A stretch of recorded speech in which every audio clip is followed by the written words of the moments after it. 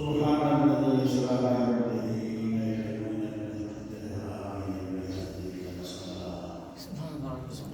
الذي باركنا حوله بنوره آياتنا إنه سميع بصير. صدق الله وصدق رسوله الكريم ونحن على ذلك من الشاهدين والشاكرين والحمد لله رب العالمين. تمام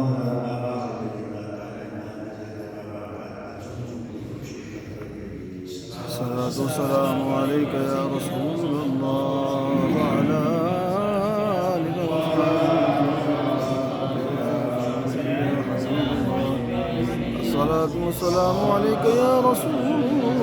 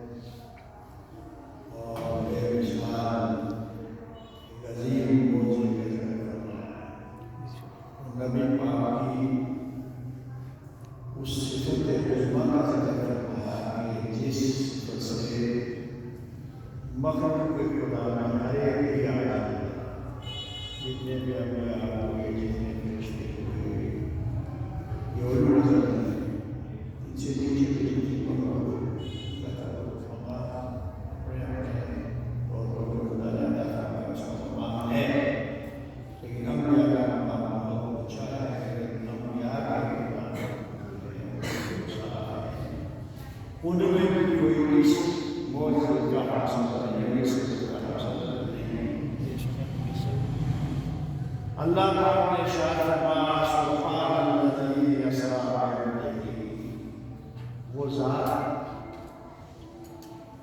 پاک اللہ نے فرمایا سبحان الذی، پاک ہے وہ ذات اسری بعبدہ، جس نے اپنے بندہ مقدس کو سیر کرایا من المسجد الحرام الى المسجد الاقصى، مسجد حرام سے مسجد اقصی کی طرف علاقہ میں تقریبا طرف ہم موضوع کر سکتا ہے وہ طرف نہیں دے سکتا ہے کیونکہ تک میں تو یہ ہو جاتا ہے شاید وہاں تک اور طرف میں یہ کہ وہ شکر سفر میں ہے الذی بارکنا حوله وہ مسجد اقصی جس کے ارد ہم نے برکتیں فرمائی ہوئی ہیں، جس کے ارد ہماری برکت اور یہ مینار یہ اصلاح جو ہے ہم نے جو سیر کرایا ہے یہ ہے کیوں؟ اس کی غرض ہر کام کی غرض ہوتی ہے، غائب ہوتی ہے، اس کی غرض غائب اس کا مقصد کیا ہے؟ فرمایا من آیات، تاکہ ہم دکھائیں اپنے اس بندے مقدس کو اپنی آیات، اپنی نشانی۔ انہ هو السمیع البصیر، بے شک ذات اللہ پاک سمیع اور بصیر ہے، اور بے شک وہ بندہ مقدس سمیع اور بصیر ہے، سننے والا بھی اور دیکھنے والا بھی۔ میرے نبی مکرم محمد رسول اللہ صلی اللہ علیہ وسلم کی امتی ہوں، یہ حضور پاک کا بہت بڑا معجزہ ہے اور یہ بہت بڑا اعزاز اور مرتبوں میں سے مرتبہ ہے۔ خدا کی ذات بے مثل اور بے مثال ہے۔ خدا کی ذات کو کوئی دیکھ نہیں سکتا کہ وہ کیسا ہے اور کیا صورتحال ہے اس ذات۔ چاہتے تو سبھی ہیں، چاہتے تو سارے ہی ہیں، جتنے مخلوق خدا ہے ہر ایک چیز چاہتے ہیں ہم اپنے معبود کو دیکھیں، اپنے رب کو دیکھیں، لیکن بات یہ ہے کہ اس کو دیکھا کسی نے نہیں۔ ہاں یہ شہادت دیتے ہیں کہ اس معبود کے سوا اور کوئی نہیں، وہ ایک ہی ہے۔ تو اس کا اول مقصد جو ہے وہ یہ ہے کہ جتنے بھی انبیاء اللہ نے بھیجے وہ احکام خدا بندی لے کر آئے، اور گمراہوں کو راہ راست انہوں نے دکھایا، اس کے لیے وہ آئے اور سب کو یہ بتایا کہ تم یہ کہو کہ اللہ کے سوا کوئی نہیں، عبادت کے لائق وہی ہے، اصل معبود وہی ہے۔ تو اس پہ آپ سب جانتے ہو یہ بات، جب کوئی بات کہی جائے کہ یہ بات ایسے ہے تو اس میں کوئی دلیل بھی تو ہونی چاہیے، کیونکہ یہ جو دعویٰ ہے کہ خدا کے سوا کوئی معبود نہیں، تو دعویٰ بلا دلیل جو ہے وہ قابل قبول نہیں ہوتا۔ کوئی بھی دعویٰ کرا، دنیا کا دعویٰ دیکھو، جب دعویٰ کرو گے تو دعوے کے لیے دلیل تو ہوگی، اور اگر دعوے کے لیے دلیل نہیں ہے تو وہ دعویٰ نہیں۔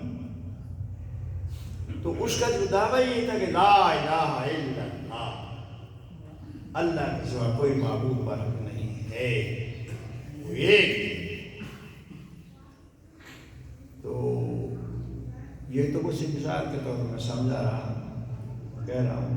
اعلیٰ حضرت ایک بات کہی کہ تجھے یک نے یک بنایا، تجھے حمد ہے خدایا، تجھے یک نے یک بنایا کہ محبوب اللہ بھی ایک ہے اور ایک ہی محبوب ہے، ان کے سوا اور کوئی نہیں۔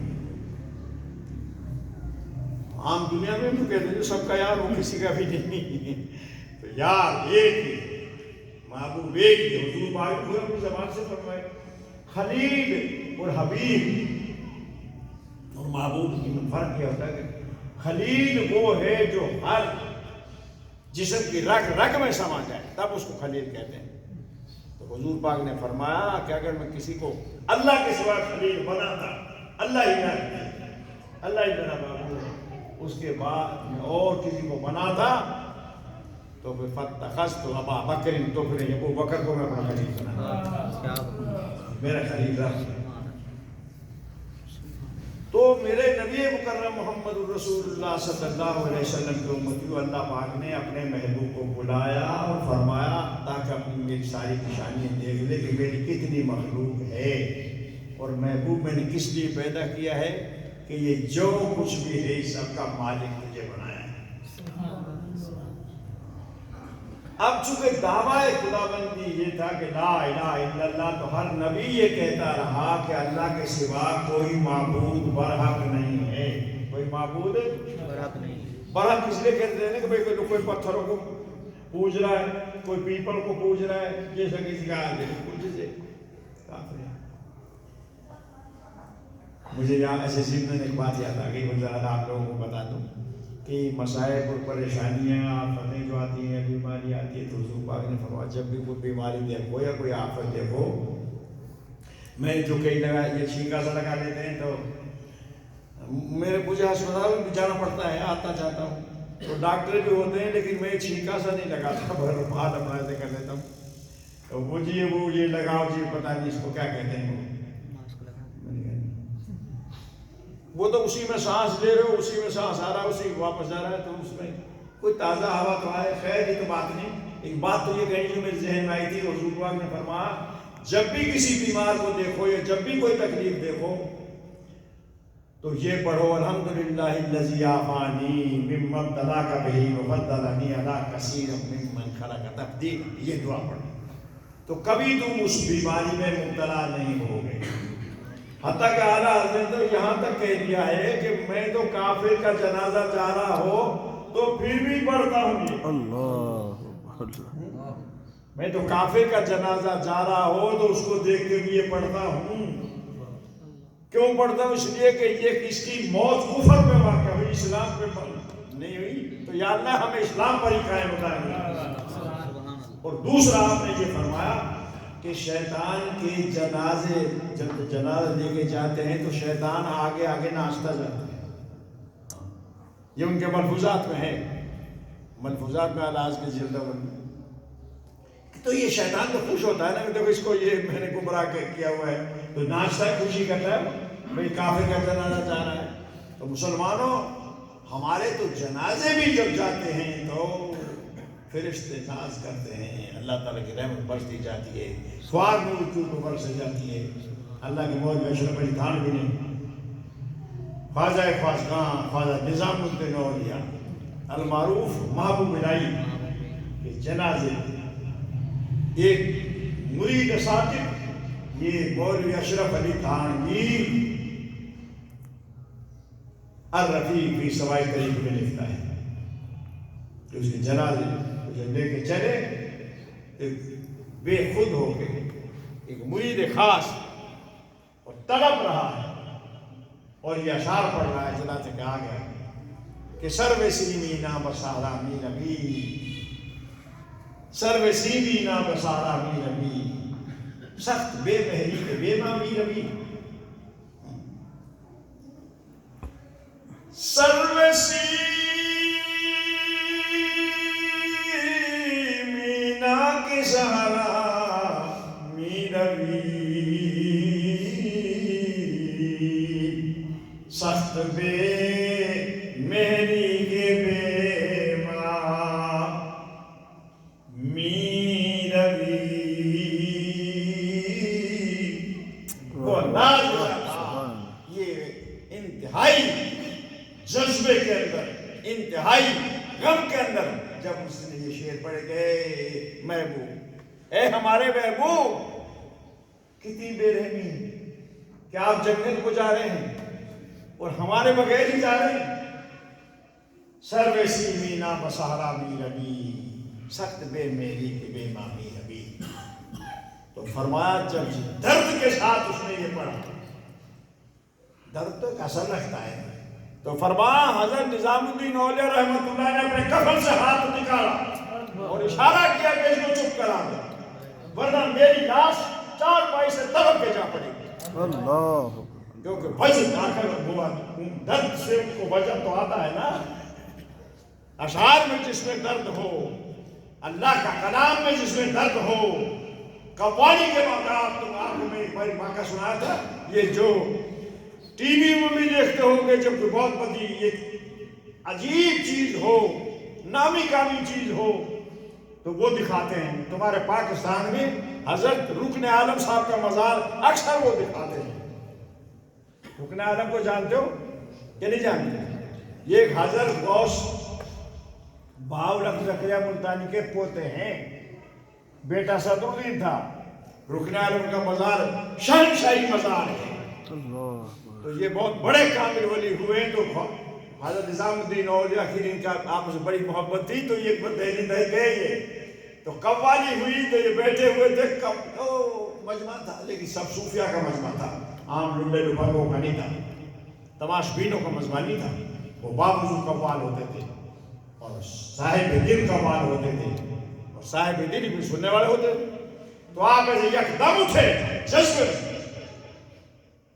خواجہ رکن عالم نے حضرت خواجہ نظام الدین اولیاء کو پاس سے پکڑ لیا اور بٹھا دیا، پھر قوالی چلتی رہی، پھر جذبہ آیا، پھر تو خواجہ رکن عالم بیٹھے کے بیٹھے رہ گئے۔ مریدین اور عقیدت مندوں نے یہ موضوع تو کچھ تھا، بات کون سی، اس کو آپ سمجھو کہ کیا انور صاحب کیا کہہ رہا ہے، یہ تو نبی پاک تھے نا، ان کے غلاموں کے غلاموں کے غلاموں کے غلاموں کے غلاموں کی یہ شان ہے۔ انہوں نے پوچھا حضرت پہلی دفعہ جب اٹھے تو آپ نے باپ پکڑ کے بٹھا دیا تھا اور اس دفعہ آپ بیٹھے کے بیٹھے رہ گئے، اس دفعہ آپ نے نہیں بٹھا۔ تو حضرت رکن عالم صاحب رحمۃ اللہ علیہ نے فرمایا میاں میں کیسے بٹھا تھا، میں بھی ارادہ ہی کرنے پا تھا کہ وہ دور سے بھی گزر چکے ہیں۔ اللہ، نظام الدین اولیاء بھر پکاوے توڑ دیا، جو کھاوے چھوڑ دیا۔ ان کے لنگر کا بھی یہ حال تھا، جس نے عقیدت سے آ کے ان کا لنگر کھا لیا وہ بھی ولی ہو۔ عقیدت ہو، محبت، اندازہ کرو جن کی یہ حال کہ آپ نے فرمایا بھائی کو تو میں کیسے اس وقت تو وہ عرش نیچے تھے، میں نے پکڑ لیا، لیکن اس دفعہ تو عرش جب میں پکڑتا گیا میں تو ارادے سے میرے وہ عرش نکل گئے۔ جن کے غلاموں کی یہ شان ہو تو ان کے آقا کا کیا مقام ہوگا؟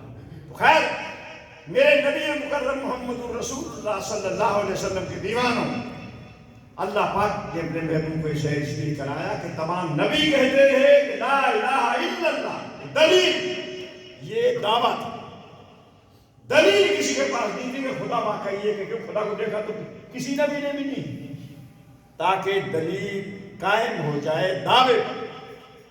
اس لیے اپنے محبوب کو بلایا کہ محبوب تو اچھی طرح دیکھ لے کہ میں ایک ہی ہوں کہ کوئی اور بھی ہے۔ محبوب سب کو دیکھ لیا، یا اللہ سب کو دیکھا، تو کہا کوئی الہ ملا؟ تو وہاں حضور پاک نے کہا لا الہ الا اللہ، معبود کہیں نہیں، یہ ہے تیری ذات۔ سمجھے؟ تو میرے نبی مکرم محمد الرسول اللہ صلی اللہ علیہ وسلم کے دیوانوں، نبی پاک نے ان آنکھوں سے خدا کی ذات کو دیکھا جیسا خدا کی شان کے لائق اس کی ذات ہے۔ یہ کوئی دیکھ سکتا ہے تو صرف آنکھ مصطفیٰ دیکھ سکتے، سمجھے؟ اور آپ اللہ اکبر، حضور سے پوچھا گیا حضور آپ نے خدا کو دیکھا؟ کہا نور نار، میں جدر سے بھی دیکھا ہوں، نور ہی نور ہے نہیں۔ اور فرما نام ہاں میں خدا کی ذات کو دیکھا ہے، لیکن میں قرآن کی آیت پیش کرتا ہوں، اللہ نے فرمایا ما زاغ البصر وما طغى، ما زاغ البصر وما طغى، میرے محبوب کی آنکھ ٹکٹکی لگا کے میری ذات کو دیکھتی رہی، نہ بھولے نہ بسرے نہ بھٹکے، ذو مرۃ فاستویٰ، سیدھی میری بارگاہ میں پہنچے۔ تو یہ مقام، اور یہ تو اللہ عبد الوہاب شعرانی بھی لکھ گئے اس بات کو کہ حضور جب گئے ہیں تو بالکل اس پر جتنے حجابات تھے، کتنے حجابات تھے، سب کو طے کرتے گئے وہاں پہنچ گئے۔ تو کہ یہاں ایک بات ابھی تو میں نیچے ہی ہوں، اللہ تعالیٰ نے فرمایا سبحان الذی اسریٰ بعبدہ، اس پہ جتنے بھی اعتراضات سائنسدانوں نے کیے، فلسفیوں نے کیے، ان کے تمام کا جواب سبحان الذی میں، سبحان الذی اسریٰ۔ اللہ نے سبحان یہاں کیوں فرمایا کہ پاک ہے وہ ذات، یہ مطلق پاک فرمایا ہے، اور المطلق یجری علی اطلاق ہی، مطلق چیز اپنے اطلاق پر جاری رہتی ہے، اور ہمیشہ قاعدہ ہے کہ المطلق ینصرف الی فرد کامل، مطلق چیز فرد کامل تک رجوع کرتی ہے۔ تو میرے آقا غلام اللہ تعالیٰ نے بات محبوب کی تھی، محبوب رب کا محب ہے، رب اپنے محبوب کی محب ہے۔ اعلیٰ حضرت بات بھی تو کہیے سے کہ میں تو مالک ہی کہوں گا کہ ہوں مالک کے حبیب، میں تو مالک ہی کہوں گا کہ ہوں مالک کے حبیب، کیونکہ محبوب و محب میں نہیں میرا تیرا۔ محبوب اور محب میں کبھی تم عام دنیا میں جہاں سے دیکھ لو جن کا اتنا پیار ہو جائے، ایک محبوب ہو اور ایک محب ہو آپس میں، کبھی وہ آپس میں کرتے یہ چیز میری یہ تیری ہے، اور وہ تو یہ ایک ہی معاملہ ہو جاتا ہے، اس کی ہے وہ اس کی ہے، جس کی ہے تو اس کی ہے۔ میں تو مالک ہی کہوں گا کہ ہوں مالک کے حبیب، کیونکہ محبوب و محب میں نہیں تھے میرا تیرا، محبوب اور محب میرا تیرے والے بات نہیں تھی۔ میرے نبی مکرم محمد رسول اللہ صلی اللہ علیہ وسلم کے دیوانوں، اس پر اللہ تعالیٰ نے اس لیے فرمایا، سبحان کا لفظ اس لیے آیا تاکہ اعلان پہلے ہو جائے کہ سبحان الذی، پاک ہے وہ ذات جس نے سیر کرایا۔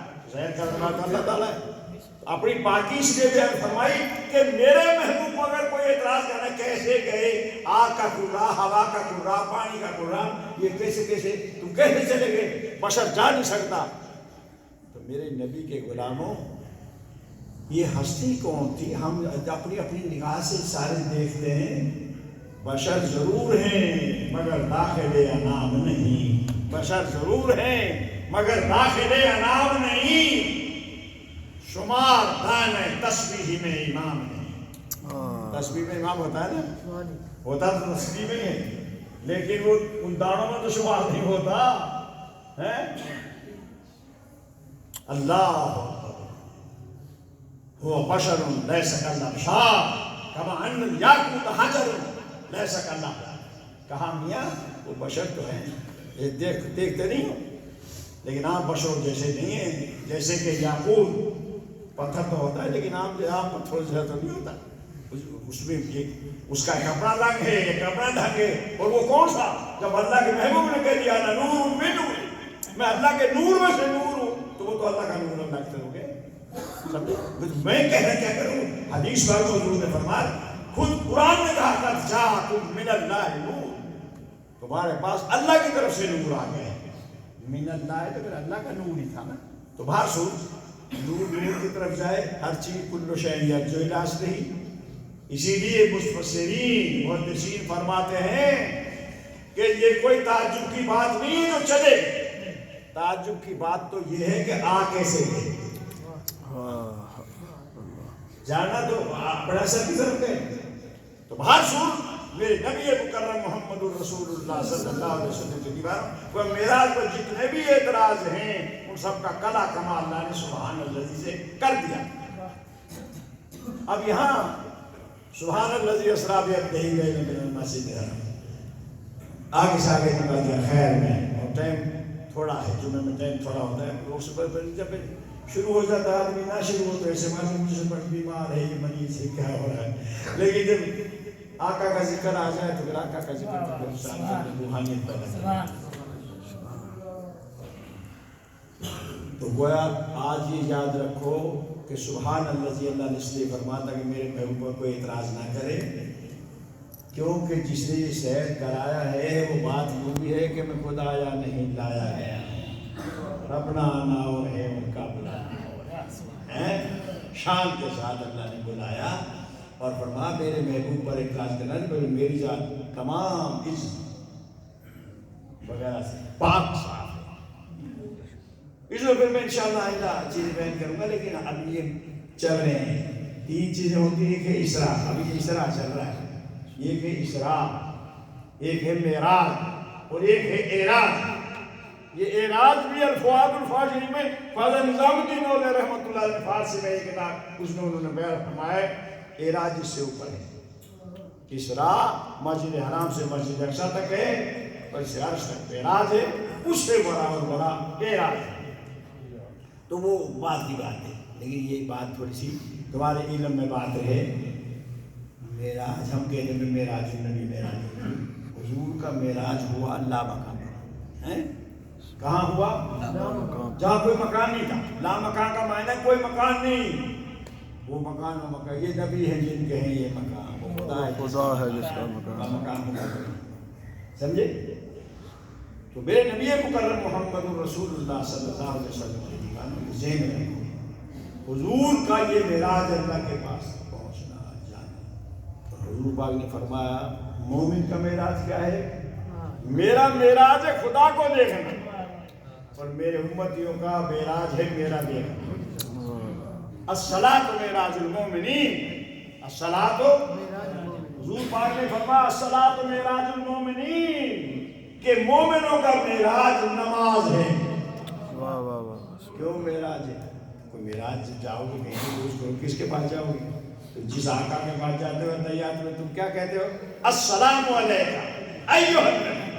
نبی پاک کی ذات کو سامنے ہوتی ہے, اور جو صاحب قدرت, صاحب روحانیت, جس کی آنکھیں ہیں, وہ کہتا ہے حضور کو دیکھ کے کہ السلام علیکہ. جی کوئی آدمی سامنے نہ ہوتا السلام علیکہ کہہ سکتے ہو؟ جو تم میں اہل علم ہے وہ بتاؤ. السلام علیکہ یہ تو اس کو کہا جاتا ہے جو مخاطب ہو, جو سامنے ہو, جو حاضر ہو. سمجھے بات؟ ورنہ کہا جاتا ہے السلام علیہم, سلام اللہ علیہم, رحمت اللہ علیہ. جو نہ ہو اس کو کہتے ہیں رحمت اللہ علیہ. پھر ایک کی ضمیر قائم کیا ہے صحابہ رضوان اللہ تعالی علیہم اجمعین. زیادہ کے نام آئے تو رضوان اللہ کو ہو گئے, ایک ہے تو رضی اللہ عنہ کے ہو گئے, ایک ولی ہے تو اس کے رحمت اللہ علیہ کو ہو گئے. لیکن رحمت اللہ علیہ کا جب کہو گے تو کا کما کم کہ کما کن، یہ کا جو ہے خطاب کے لیے آتا ہے، حاضر کے لیے آتا ہے، سمجھے؟ تو معلوم ہوا کہ نبی پاک حاضر ہوتے ہیں، میں نہیں کہہ رہا کہ حاضر ہوتے ہیں، وہ شہنشاہ بتائے۔ علامہ امام غزالی فرماتے ہیں کہ جب تو اتحیات پڑھے اور جب اس سلام پر پہنچے گا السلام علیکہ ایھا النبی، تو وہ کہتے ہیں کہ وحضر فی قلبک النبی صلی اللہ علیہ وسلم بشرہ کریمہ۔ آپ نے یہ فرمایا جب تو السلام علیکہ ایھا النبی کہے تو نبی پاک کو حاضر و ناظر اپنے سامنے سمجھ۔ میں نہیں کہہ رہا، نہیں کہہ رہا۔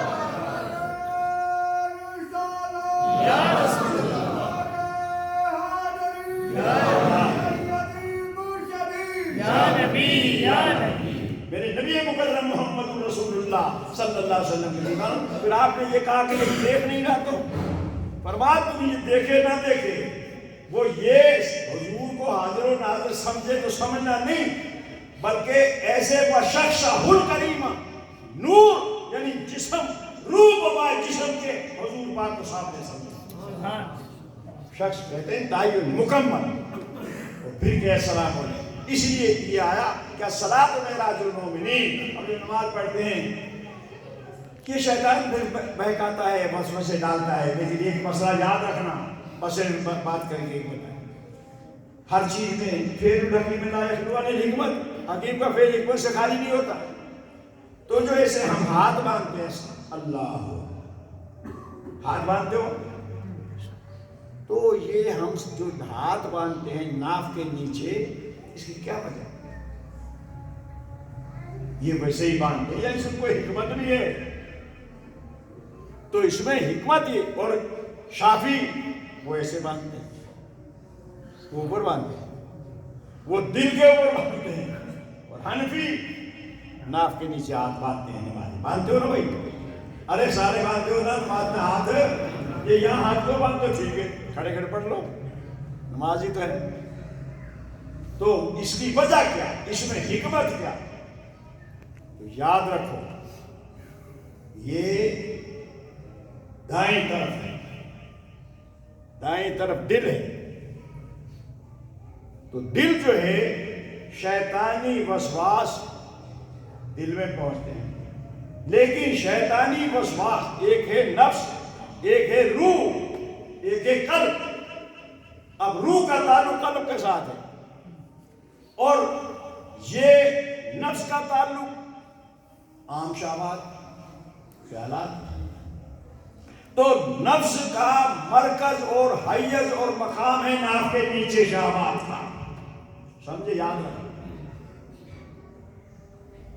اور روح کا مقام اور قلب کا جس میں رحمانی خیالات آتے ہیں وہ ہے قلب، مائنڈ۔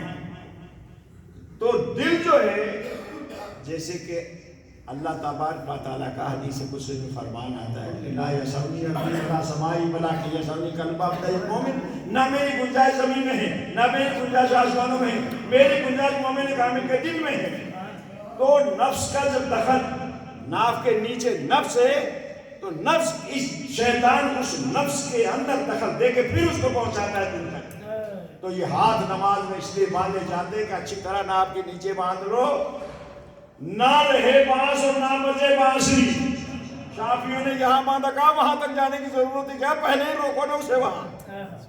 جیسے حضرت صاحب جی نے کہا کہ اگر چشم پانی جاری ہو گیا کہیں سے، ٹوٹ گیا ہے تو سرن چوسے وہ بند ہو جائے گا، لیکن اگر زیادہ پانی کھل گیا تھا تم نے بند کیا سرن چوسے ہی، تو پھر ہاتھی بھی وہاں سے نہیں گزر سکیں گے، اس لیے اس کا علاج پہلے کرو۔